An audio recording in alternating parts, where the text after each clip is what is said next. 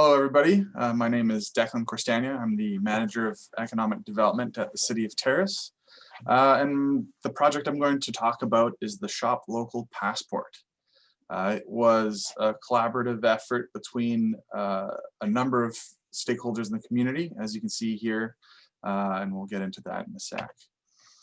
So this was part of our COVID-19 pandemic response. And it was one asset or one sort of aspect of the response, not the entire thing, but it was a really successful part of it that we'd like to highlight. As we went through the whole COVID-19 from start to current, we were pretty quick at getting together an economic response team. And then responding to it quickly. We had a website, we got onto the Support Local BC program quite quickly, and our communications to the business community were quick, and listening to the community was good, and I think that's what set us up well for the Shop Local Passport to be successful. A little bit of background to the economic response team. It was made up of ourselves, the City of Terrace, as well as our Chamber of Commerce, our tourism DMO, our regional district, and Community Futures. At the very start, we tried to follow an emergency response sort of framework of information sharing, emergency communications. And then as things were changing almost daily at the time, we would collect the information and try to distill it and send it out to the business community as it was happening, as well as advocacy and representation of the business community, as especially at the start, the business community almost seemed to be forgotten of when obviously the health and wellness of the population at large was a major focus, as it should have been, but we also believe that the business community was important as well. And then our team has actually stayed together, and we continue to work together on things in recovery and response, and we intend to stay together for the long term.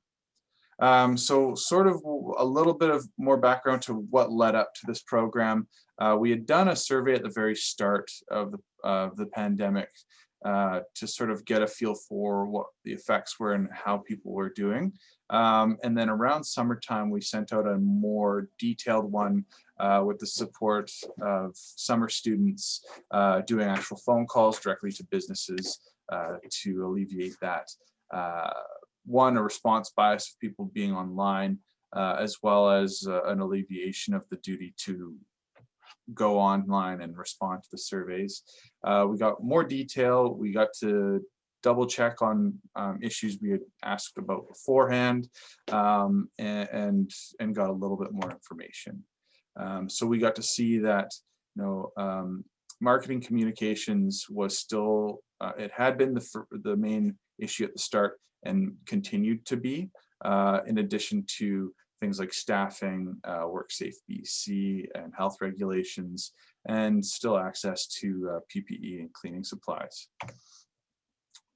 So our challenge that existed was essentially when everybody went into lockdown, the shopping behaviors of the consumer were very online, very Amazon focused, staying at home, doing delivery, as we all saw.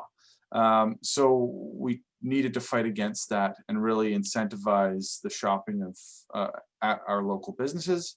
And so we needed to emphasize and remind people of who they're shopping with, and how it benefits them, more than just convenience and 2-day delivery. And really respond quickly as we were trying to supply our local businesses with the resources and information that they needed. We were very focused on that, and then when we shifted gears into this project, we knew that we needed to get ahead of the Black Friday deals that were going to start popping up from the large companies, and really get that information in front of people before they were brainwashed into shopping more at Amazon. And incentivize without impact. So typically you'll see lots of these programs in normal times be very donation based. You'll have prizes donated from local businesses. It's great PR, everybody benefits. But one of these, during this time, the main thing we wanted to make sure we weren't doing is excluding businesses who didn't have the means to donate, and really create an additional undue hardship on really any business at the time. So what we did, first we started off with a bit of a warm up, so to speak.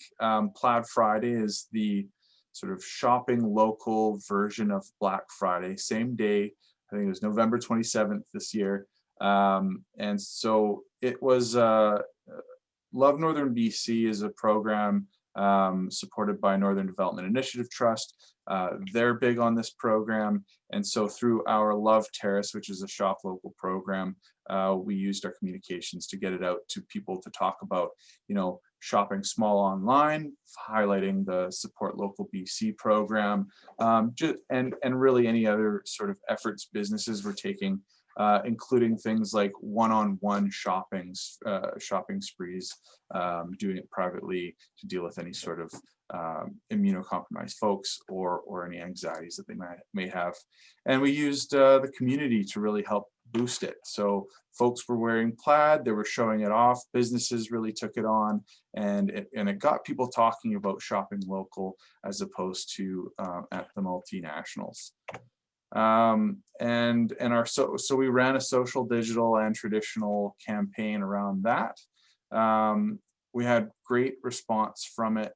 People were sharing and clicking and talking about it. And we were really happy to see the results of that. And that really led well into the Shop Local Passport itself. So what we did is we wanted to capitalize on the holiday shopping season. And typically right around Black Friday is when it starts. So we used Plaid Friday to kick off the Shop Local Passport. It opened on the 27th and we would close it on the 18th, which was the Friday before the week of the Christmas holidays. And so the lead up to this was well before we launched. We got businesses to sign up, whether that was through our direct emails, through the chamber network, through our network as well, and then direct communications. We did a little bit of running around town, getting businesses to sign up. And then our public education, so the campaign, we went out to radio, print, and digital. And we continued sort of that buzz that we had created with the Plaid Friday ads. At the bottom of this screen, you can see the sort of print of the Shop Local Passport. I'm wondering if we go into a little bit more detail here. So our social, traditional, and digital results were really great. I'm just going to go back here. At the bottom here, this is the Shop Local Passport. So that was we printed a couple hundred of these. And I think 1,000 of them.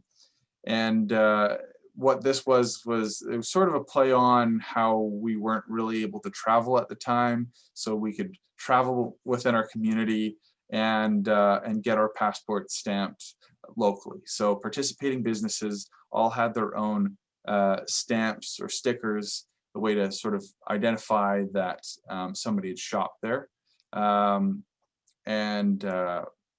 And this allowed people to sort of get involved.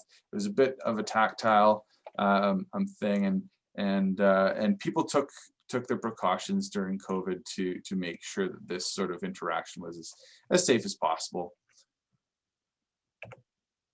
And so what we saw, so the whole contest of it was that you could go and make a purchase at a participating business, and after 10 stamps, you were eligible for an entry into a draw for the prizes. Every additional 5 stamps would get you in another entry. And this continued for the 3 weeks up until the week before Christmas. And the results were great.